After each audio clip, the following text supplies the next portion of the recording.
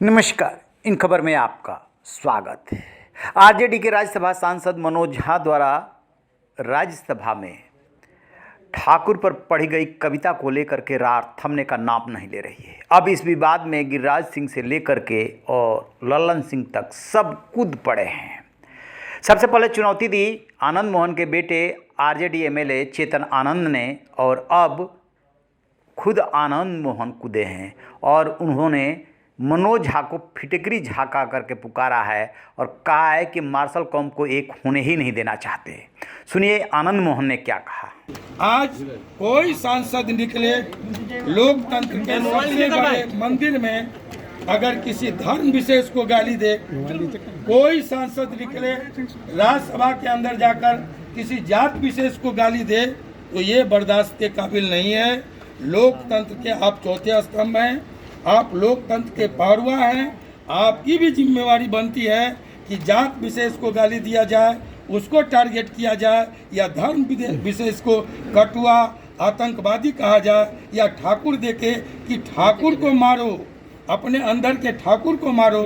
ये बार बार दोहराना ये कतई बर्दाश्त के लायक नहीं है और इसको कोई भी लोकतंत्र के मूल्यों में यकीन करने वाला कोई व्यक्ति कभी बर्दाश्त नहीं। राष्ट्रीय जनता दल उसी वीडियो को पोस्ट करके कहती है कि शानदार भाषण है मनोज झा का संसद में। देखिए, आपने फिटकिरी का नाम सुना है? पहले लोग दाढ़ी बनाते थे तो फिटकिरी का इस्तेमाल करते थे, आप कट शेव के बाद करते थे ना। आप उस फिटकिरी का एक काम है, एक बड़ा काम है। एक तो कीटाणुनाशक है जी, और दूसरा काम क्या है कि 1 टन 1 क्विंटल आप 1 ड्रम दूध ले लीजिए, 1 ढेला फिटकिरी उसमें डाल दीजिए, दूध फट जाएगा। ठीक है सर, जमने ही नहीं देगी। तो मैं आपको बोलूं कि एक फिटकिरी झा है, वो नहीं चाहता है इस देश इस प्रदेश में जो मार्शल कौमें हैं, जो कृषक जातियां हैं, वो इकट्ठा हो।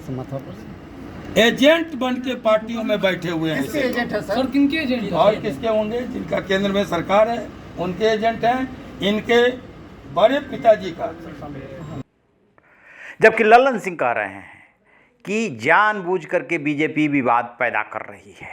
सुनिए वो क्या कह रहे हैं। आरजेडी के सांसद श्री मनोज झा जी ने जो बयान जिस पर विवाद है, वो उनका बयान नहीं है, ये उनका वक्तव्य भी नहीं है, ये उनकी राय भी नहीं है।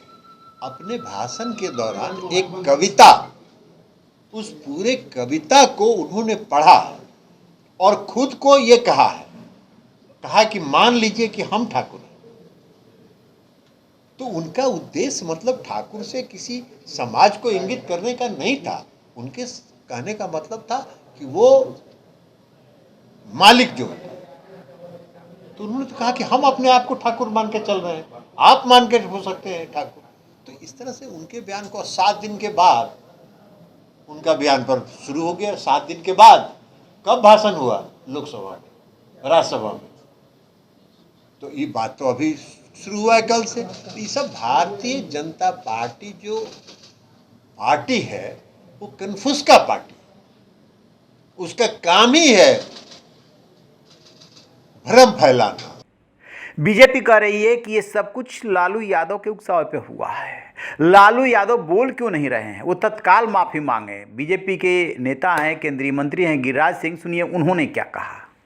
ये ठाकुर समाज को आपत्ति होना स्वाभाविक है, लेकिन लालू जी को अभी तक माफ़ी मांग लेनी चाहिए थी, लेकिन लालू जी की जुबान बंद है। इससे साफ जाहिर होता है अगर माफ़ी मांगनी है ठाकुर समाज से तो लालू जी को माफ़ी मांगनी चाहिए। ऐसे ही बिहार के तमाम नेता इस विवाद पर बोल रहे हैं। ख़ास तौर से जो ठाकुर राजपूत नेता हैं वो आग बबूला है, चाहे वो किसी भी पार्टी में हो, चाहे जेडीयू में हो, आरजेडी में हो या बीजेपी में, वो मनोज झा को घेर रहे हैं। मनोज झा और मुद्दों पर तो बोल रहे हैं, लेकिन इस विवाद के पैदा होने के बाद इस पर चुप्पी साध गए हैं। आनंद मोहन और उनके बेटे चेतन आनंद लगातार हमलावर है। आनंद मोहन को जब मौका मिला तो उन्होंने उनको फिटकरी झा कह करके पुकारा, और अब बात यहाँ तक पहुँच गई है कि मनोज झा चाहते नहीं कि आरजेडी मजबूत हो, मार्शल कौम यानी कि जो कृषक लोग हैं वो एक मंच पर एक साथ आए, यानी ठिकरा मनोज झा पर फोड़ने की तैयारी है। आरजेडी के जो सुप्रीमो हैं लालू यादव और उनके बेटे तेजस्वी यादव वो मौन साधे हुए हैं। देखते हैं कि ये विवाद कहाँ जा कर के थमता है। रहिए बेखबर, देखते रहिए इन खबर। Thank you.